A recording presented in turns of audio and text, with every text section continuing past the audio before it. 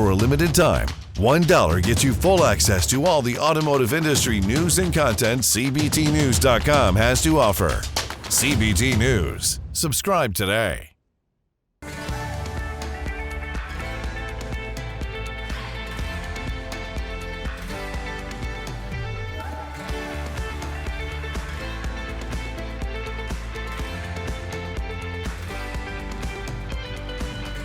Welcome to CBT News with Bridget Fitzpatrick. Good morning, everyone. Welcome back to CBT News. I'm Bridget Fitzpatrick. Thank you so much for joining us. Here's Chris Riggins with today's top stories.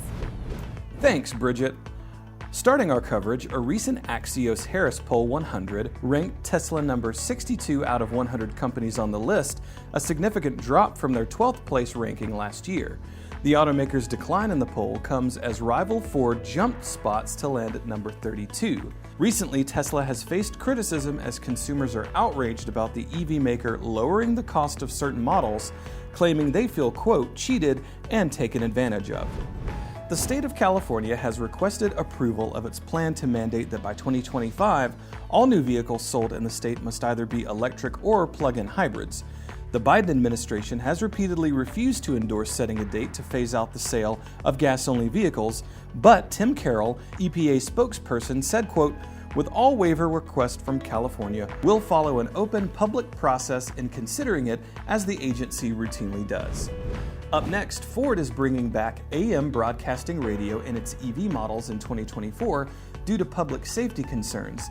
CEO Jim Farley released in a statement on LinkedIn and Twitter, quote, we've decided to include AM broadcast radio on all 2024 Lincoln and Ford vehicles after speaking with policy leaders about the importance of AM broadcasting radio as part of the emergency alert system. An Indiana County Council approved tax incentives for a $3.5 billion battery plant investment by GM and battery partner Samsung SDI. It is anticipated that the projected facility outside of South Bend, Indiana, will generate 1,600 jobs. Additionally, the council approved 100% tax incentives for tangible property for 15 years, as opposed to the percentages offered to Ultium Cells for real estate property over a period of 10 years. Don't go anywhere. Coming up next is Cody Lusk, the president and CEO of the American International Automobile Dealers Association. We'll be right back. Today, I just released new content for Auto Marketing Now. This is breakthrough content for your dealership, so get over to my channel right now and watch the latest episode of Auto Marketing Now. Delivering the news dealers count on for 10 years. Subscribe today and join thousands of other automotive professionals. CBT News, 10 years strong. In the race towards electrification for many OEMs, what developments are taking place in D.C.? We're pleased to welcome back Cody Lusk, the president and CEO of AIADA, the American International Automotive Dealers Association, to give us an update on the latest. Take a look.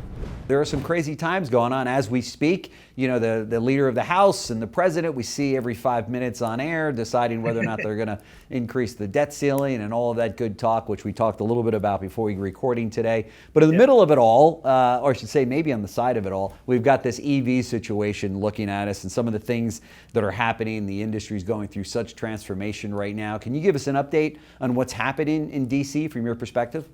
Yeah, I mean, first of all, to your first point, we discussed a little bit earlier, you know, really given the ratios we had and that with a small Republican majority in the House, a Democratic small majority in the Senate, and Biden in the White House, we knew that the only thing they had to do was a debt ceiling increase. And so it's no surprise that this has become a lot of theatrics and a lot of drama.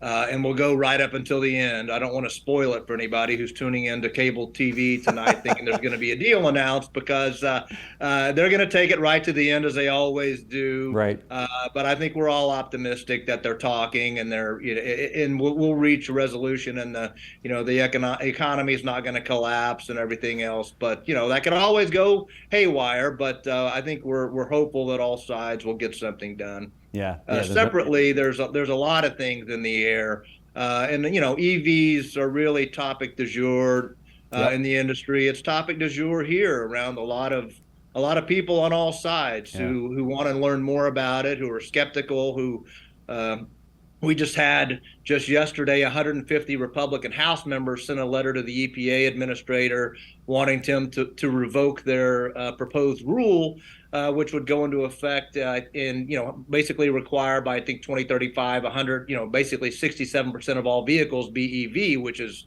a stretch to say the least. So there's a lot going on, a lot to unpack, and a lot that dealers are doing now. Dealers are doing our part, and we're doing all we can to prepare, but there's a lot of moving parts. All right, be sure to watch this interview in its entirety right here at cbtnews.com. That wraps up our show for today, but we invite you to join us back here again tomorrow morning for all the latest news and trends impacting the retail automotive industry. And be sure to follow us on TikTok, LinkedIn, Facebook, and Twitter. I'm Bridget Fitzpatrick. Thanks for watching, and have a great day. CBT News, your #1 resource for auto industry news and content.